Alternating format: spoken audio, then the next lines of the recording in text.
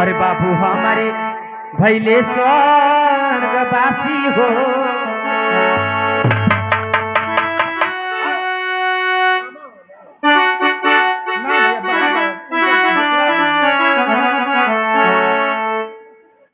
अरे बाबू हमारे भैले स्वर्गवासी हो।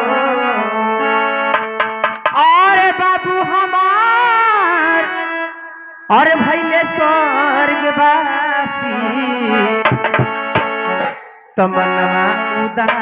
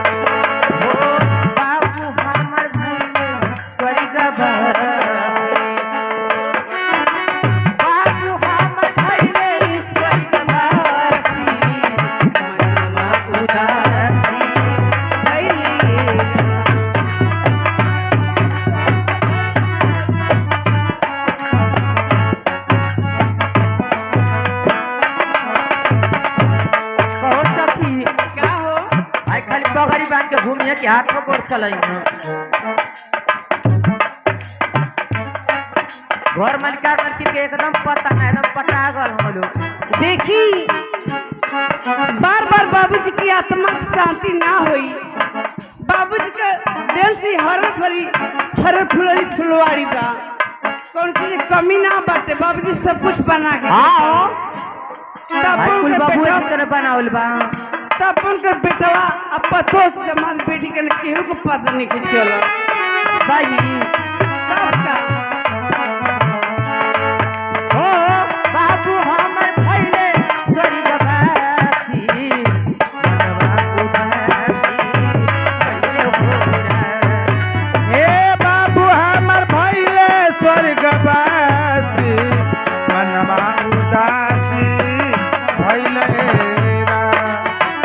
बाबू हमर भैले स्वर्गवासी मनवा उदासी भैले। बताओ सखी हमनी के तो हर जगह चाली जाए तो नात रिश्तेदार घर परिवार सब लोग आवेला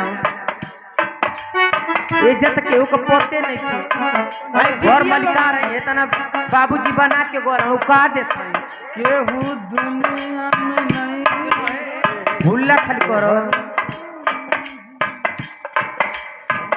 केरल हो से मलिकार हम लेबे बोले को सहुरो ना रुपया को।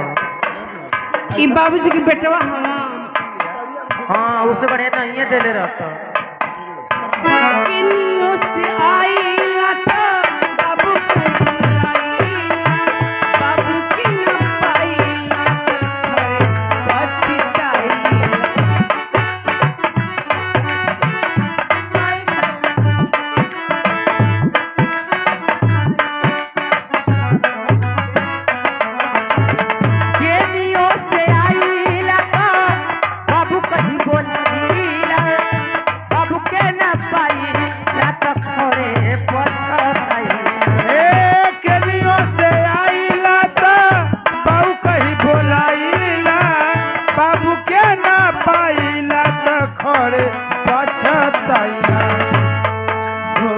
बाबू बिना छछने परनामा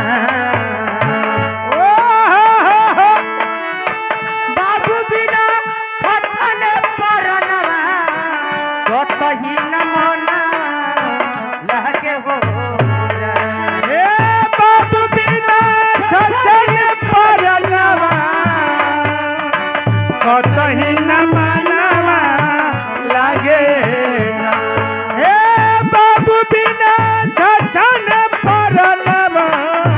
कतही न मनवा लागे